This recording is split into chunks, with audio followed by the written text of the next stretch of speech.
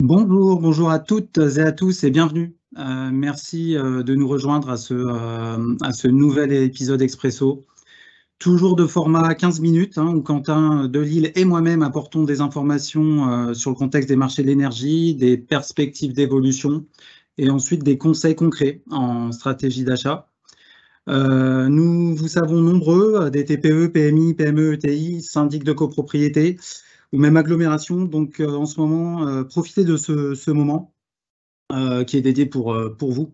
C'est un format court de 15 minutes qui permet d'avoir une vision d'ensemble relativement bonne sur le contexte actuel des marchés, de l'énergie. Et par la suite, on invite quand même à prendre contact avec un conseiller Engie Entreprises et Collectivités pour aller un peu plus loin dans les conseils en stratégie d'achat qui vous sont spécifiques.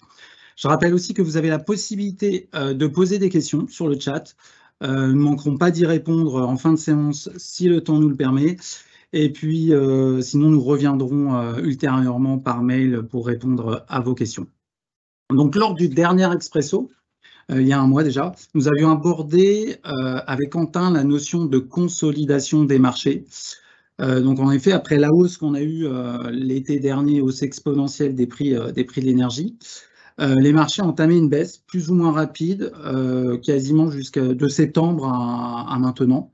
Et nous arrivions à des seuils planchers, voilà, aussi bien en gaz qu'en électricité, qui semblaient difficiles à dépasser. Et ce qu'on appelait justement donc, cette consolidation des prix de marché. Le marché attendait des nouvelles importantes pour pouvoir bouger dans un sens ou dans un autre.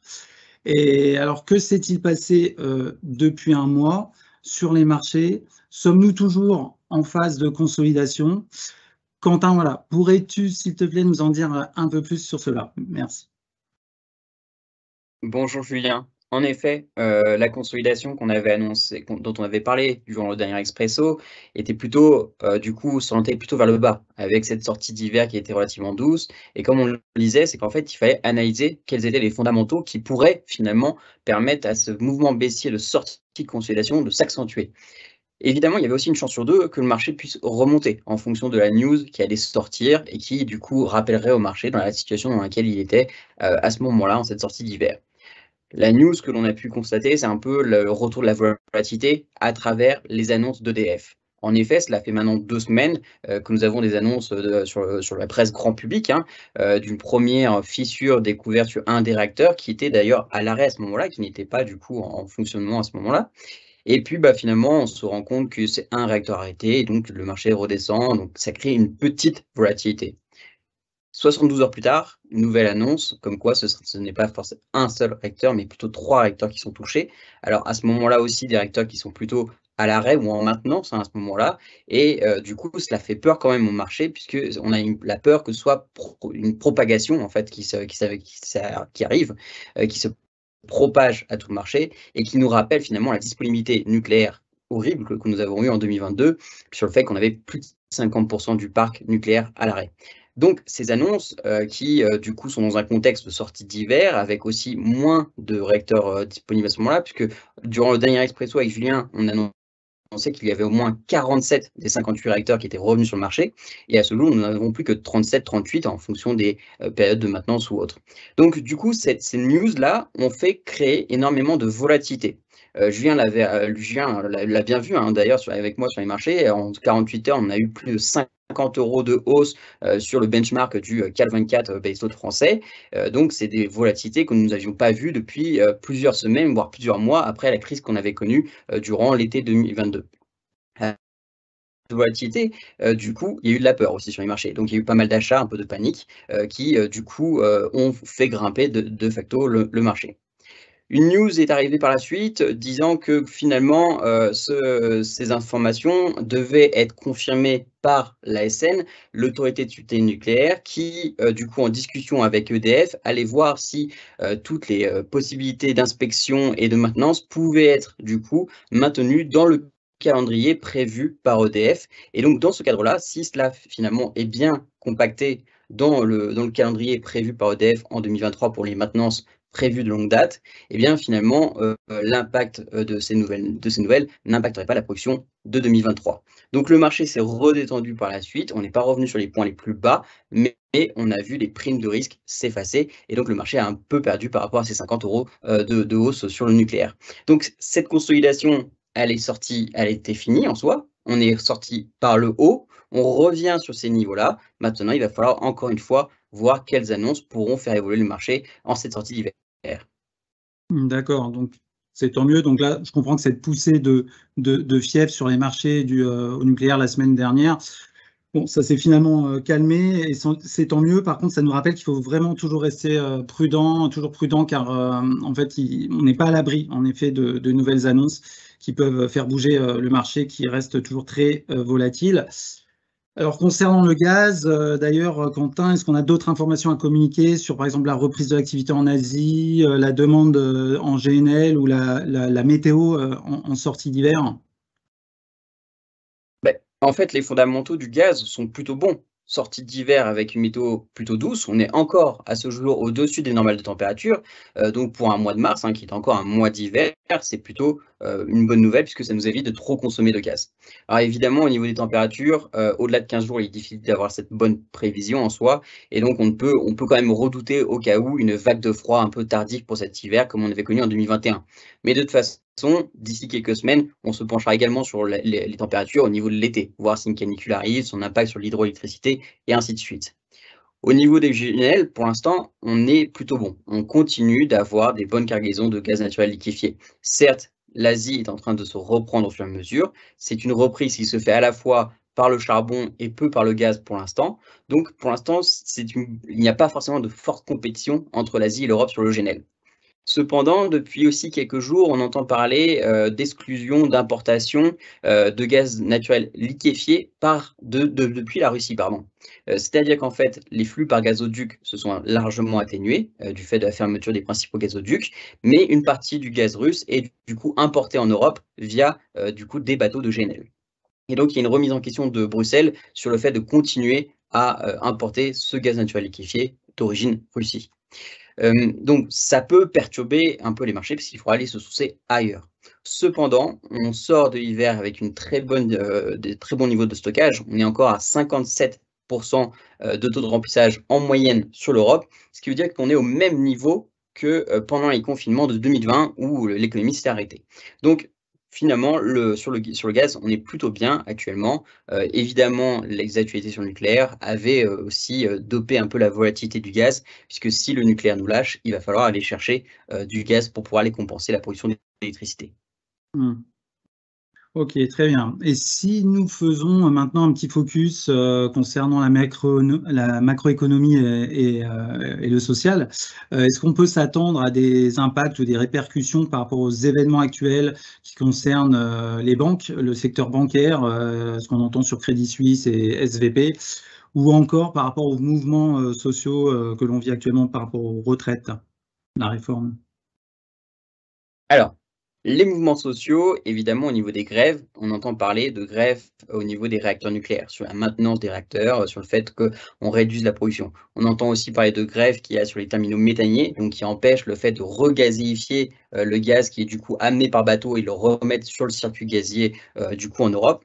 Et donc, ça peut impacter les marchés. Mais principalement, ça impactera le marché dit court terme, le marché spot, c'est-à-dire que pendant 1 ou 2 journées, en fonction, le marché pourrait augmenter puisque du coup, il y aurait moins de disponibilité de certains actifs et du coup, il faut aller le compenser.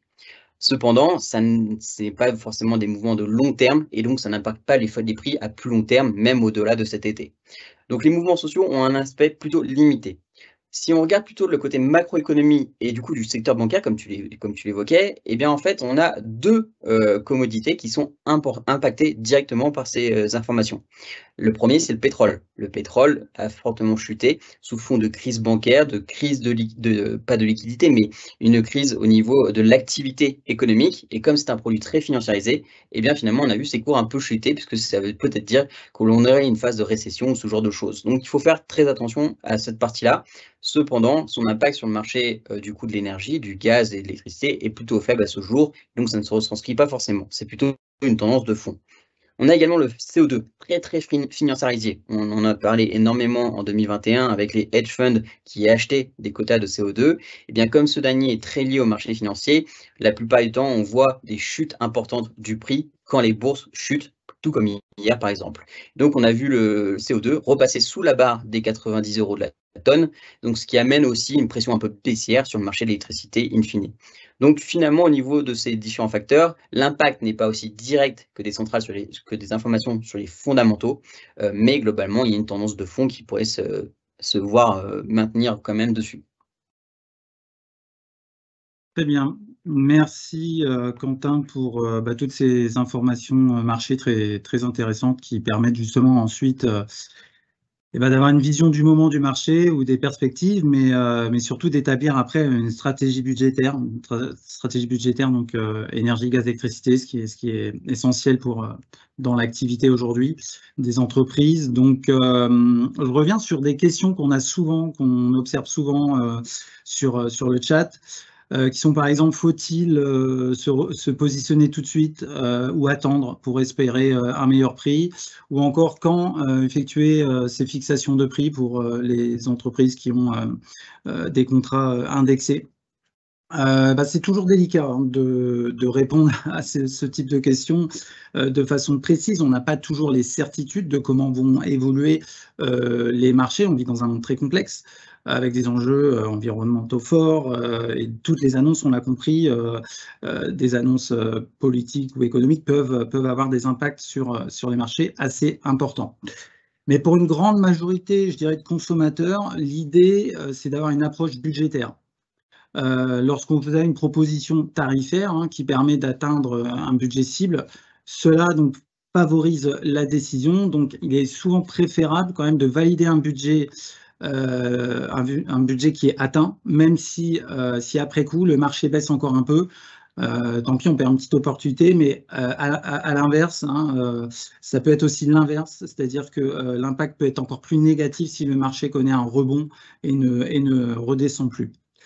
Donc, le conseil global, ça va être vraiment le conseil de fin de session, parce que sur 15 minutes, c'est assez court de rentrer vraiment dans les détails, mais le conseil principal, c'est d'anticiper. C'est souvent ce qu'on dit.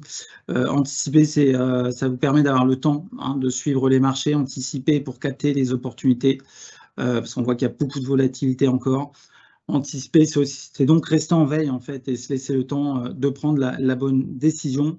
Et pour vous, acheteurs, c'est aussi anticiper, ça permet aussi de beaucoup moins stresser. Voilà, donc après, les typologies de contrats, j'en parlais lors du précédent Expresso. On peut partir soit sur du prix fixe court terme si on veut avoir une visibilité budgétaire en électricité ou en gaz, ou se caler sur la fin 2025, sur la fin du dispositif ARENH, où là, on pourrait fixer soit 2024 et 2025, ou fixer que 24 et passer 25, l'année 2025 en indexé. Donc là, c'est ce qu'on appelle une approche plutôt d'offres combinées. Voilà, pour le gaz, c'est un peu pareil. La tendance, on est revenu quand même sur des prix qui peuvent être intéressants. Donc, si ces budgets-là vous permettent si ces tarifs-là vous permettent d'avoir un budget correct, je dirais qu'il faut partir sur des budgets. Et si vous avez une stratégie un peu plus risquée, si vous le souhaitez, vous pouvez opter pour des fixations, donc acheter l'énergie en plusieurs fois. Je voulais quand même terminer sur un point aussi important qu'il ne faut pas oublier, c'est la petite touche de vert. Si vous pouvez, c'est inclure dans votre stratégie, dans votre énergie, des garanties d'origine biogaz ou d'origine renouvelable pour l'électricité. C'est un premier pas pour décarboner votre activité. Donc, c'est un pas non négligeable, d'une part pour l'environnement, mais aussi pour vous différencier au sein de votre secteur d'activité. Voilà, on arrive, il me semble, à la fin de cette session, de ce deuxième Expresso de l'année. Je pense on va répondre aux questions qui sont sur le chat ultérieurement. N'hésitez pas à nous laisser aussi vos coordonnées. Quentin et moi, nous vous souhaitons une très belle journée. Nous vous remercions chaleureusement pour votre écoute et à très bientôt. Merci. Ciao.